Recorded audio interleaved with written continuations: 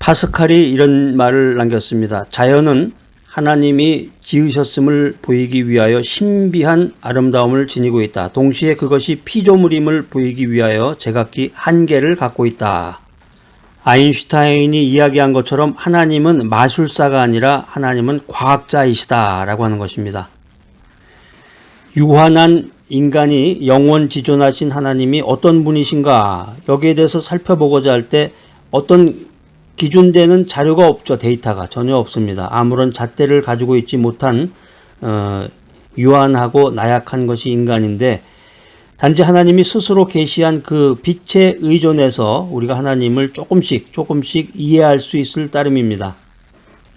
창세기 1장 1절 아주 위대한 선언, 위대한 말씀인데, 태초에 하나님이 천지를 창조하시니라, 이 탁월한 선언으로부터 우리가 하나님을 알게 되는데, 그 하나님은 어떤 하나님인가? 세 가지로 요약해서 말씀드릴 수가 있겠습니다. 첫 번째는 생명의 근원이시다. 하나님은 생명의 근원. 두 번째, 하나님은 모든 존재의 조성자이시다. 세 번째, 하나님은 모든 존재의 가치를 부여하는 분이시다.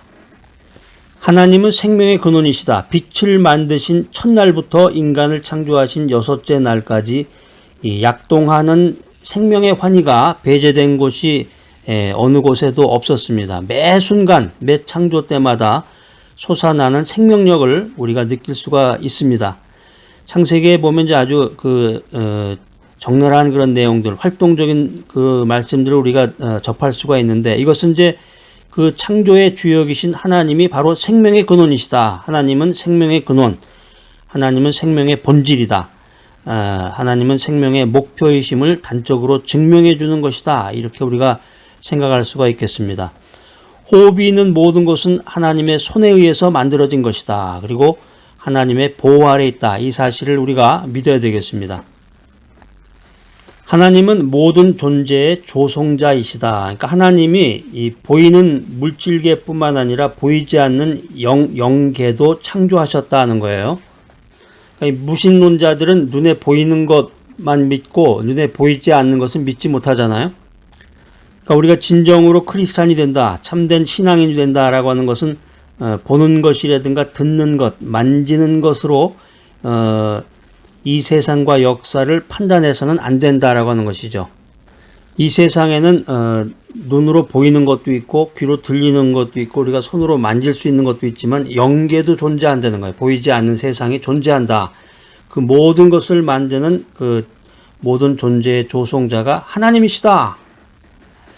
하나님은 모든 존재에 가치를 부여하는 분이시다. 하나님이 이제 하루의 창조를 마감하실 때마다 보시기에 좋았더라. 보시기에 좋았더라. 창세기에 보면 이제 그런 구절들이 많이 나오는데, 이 만족과 기쁨의 표현을 반드시 하셨습니다.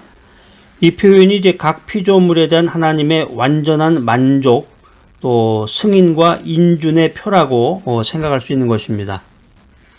하나님은 누구신가? 하나님은 어떤 분이신가? 하나님은 철학자의 관념과 같은 이 피상적인 존재가 아니다라는 거예요. 피상적인 존재가 아니고 하나님은 우리의 생명의 근원이시다. 모든 존재의 조성자이시다.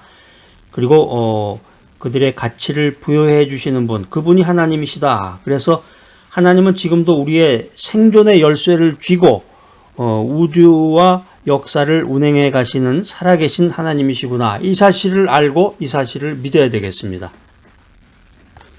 우리 인생이라는 게 시간을 재며 살아가는 인생입니다. 천하 만물 중에 오직 사람만이 시간을 재며 살아갑니다. 여러분, 그 반려견이 시계 차고 있는 거 봤어요? 물론 재밌는 사진 찍으라고 이제 그렇게 한 것도 있겠지만 개나 고양이는 이제 시계가 필요 없죠. 오직 천하 만물 중에서 사람만이 시간을 재며 살아갑니다. 과거, 현재, 미래라는 이 시간의 구분도 오직 사람에게만 있는 거예요. 사람.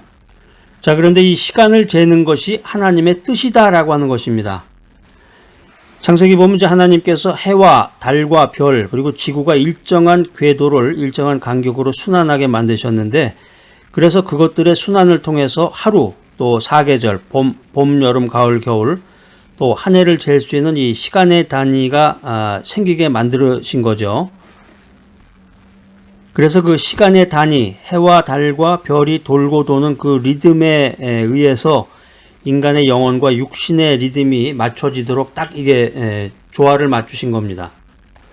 그러니까 우리가 이제 커피 한 잔 마시면서 클래식 음악 같은 거 좀 들으면서 조용히 이렇게 인생에 대해 생각할 때, 삶에 대해서 어떤 느낌을 가질 때, 음미할 때, 야, 이거 참 산다는 것 자체가 참 신기하구나.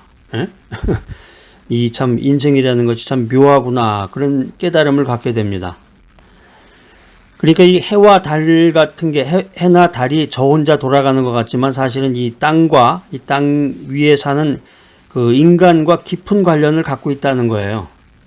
예전에 이제 역사서 같은 거 읽어보면은 그 고대인들은 그 하늘에서 별이 떨어지거나 아니면 그 하늘에 무슨 그 이상징후가 생기면은 신을 찾고 하나님의 존재에 대한 그런 두려움을 가졌다 그러잖아요. 인간이 시간을 재고 그 시간의 단위인 해와 달의 순환과 깊은 연관을 맺게 된 게 우연이 아니다. 우연이 아니고 하나님의 뜻이다라고 하는 것입니다.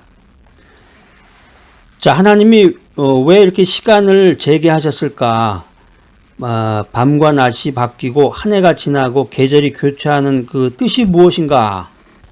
지금까지 이제 먹고 살고 사회생활 하다 보니까 애 키우고 이러다 보니까 정신없이 막 허겁지겁 살다 보니까 뭐 그런 거 생각 못하고 별 보고 나갔다가 별 보고 들어온다는 말도 하고 낮에 뭐 해를 쳐다볼 시간적인 여유조차 없이 살아가는 것이 이제 현대인이지만은 오늘 여러분들 차분히 앉으셔가지고 차 한잔 드시면서 이렇게 귀한 말씀 나누면서 하나님의 그 뜻과 진리의 말씀에 대해서 생각할 수 있다는 게 참 이게 얼마나 행복한 건지 모르겠습니다. 자, 여러분 어떠세요? 밤낮이 바뀌고 한 해가 지나고 계절이 교체하는 이게 무슨 뜻이냐 말이에요. 이게 도대체 여기에 무슨 뜻이 있는가?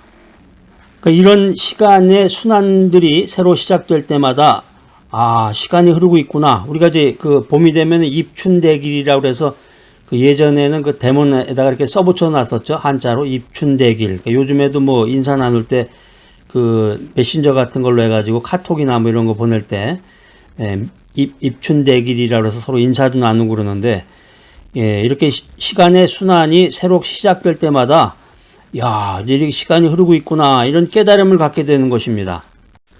우리가 사는 인생을 가리켜서 고해라는 말을 흔히 씁니다.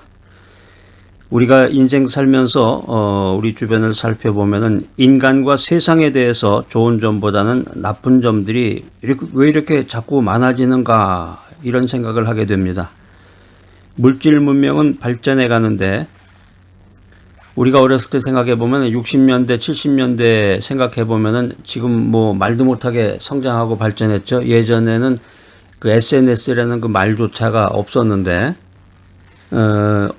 초등학교나 중학교, 고등학교 때까지만 해도 사람이 이 손에다가 전화기를 갖고 다닌다는 것 자체가 참 상상을 못했던 그런 시대였습니다.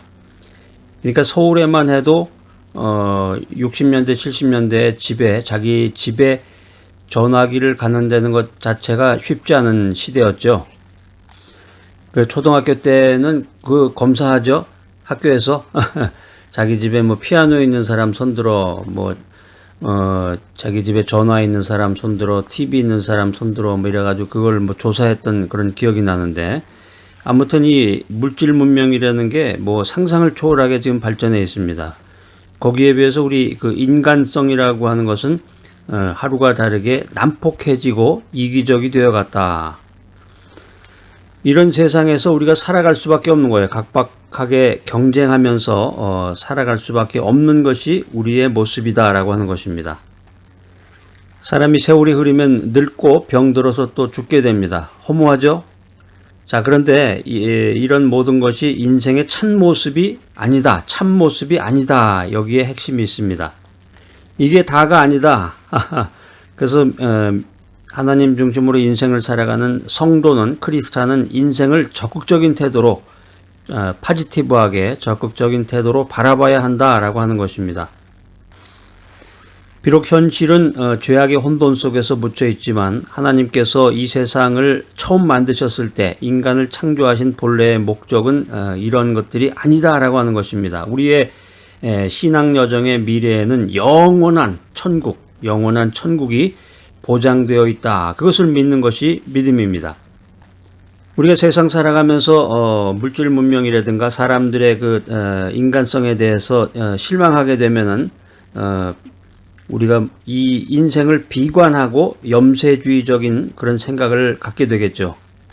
믿음 안에서 사는 사람들은 이 세상에 연연하지 말고 천국에서 더 큰 상급을 받기 위해서 이 모든 고난과 역경을 기회로 알고 적극적인 인생을 살아야 되겠습니다.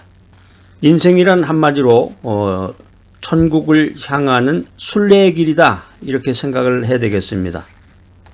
자, 오늘 이 메시지 들으신 여러분들, 이 세상이 처음 창조되었을 때 하나님이 보시기에 심히 좋았을 정도로 그 존엄함이라든가 순수함이라든가 그 당당함을 갖는 여러분들이 되시기 바랍니다.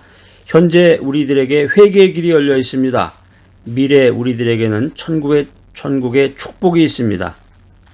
인생이란 한마디로 과거에도 심히 좋은 것이었고 미래에도 영원히 좋을 것이다. 이런 적극적인 생각을 가지고 오늘을 살아가는 귀하고 복된 여러분 모두가 되시기를 간절히 기대합니다.